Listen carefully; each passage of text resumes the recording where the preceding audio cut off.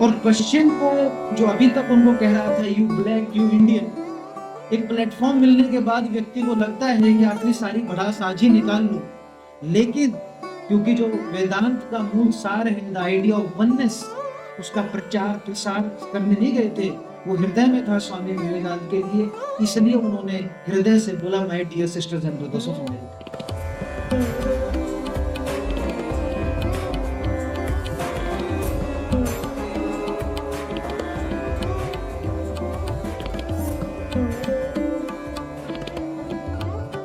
लेकिन मैं आप सबसे प्रश्न पूछना चाहता हूँ, आप में से जितने लोग मेरे सामने बैठे हैं, कितने लोग हिंदुइज्म के बारे में जानते हैं? हाथ खड़ा करिए। मात्र 2 से 3 हाथ वहां पर खड़े हुए। यहाँ एक ही बहन ने हाथ खड़ा किया। वैसे मैंने वो वाला प्रश्न यहाँ नहीं पूछा, वो स्वामी जी ने उस ऑडियंस को पूछा। मात्र 3 से 4 हाथ वहां पर खड़े हुए। स्वामी विवेकानंद कहते हैं 3 लोगों को पता है 3000 में, फिर भी आप हिंदुइज्म के बारे में जजमेंट।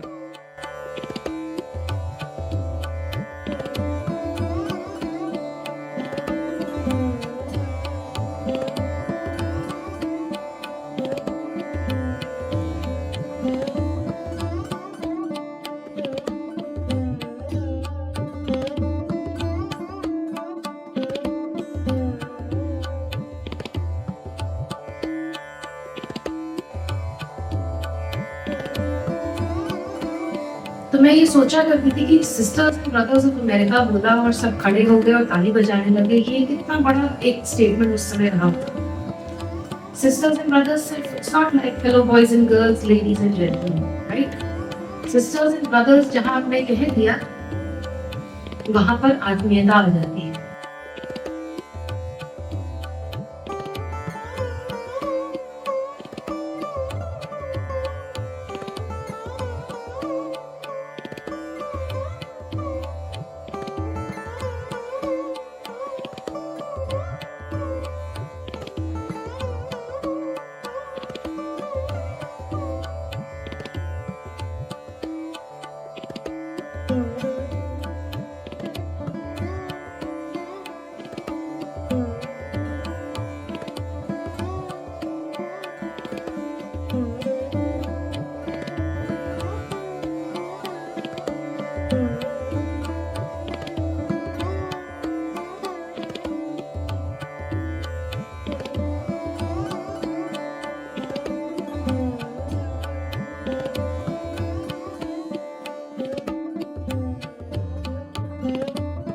स्वामी जी जब अपने परिवार भ्रमण के पश्चात, जब वो पूरा भारत भ्रमण किए, उसके पश्चात जब कन्याकुमारी के उस शिला पे पहुंचे, तो वहाँ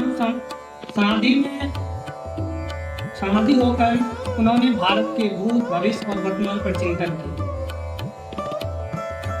उसी पावन स्थल पर माननीय एकनाथ जी ने विवेकानंद स्मारक,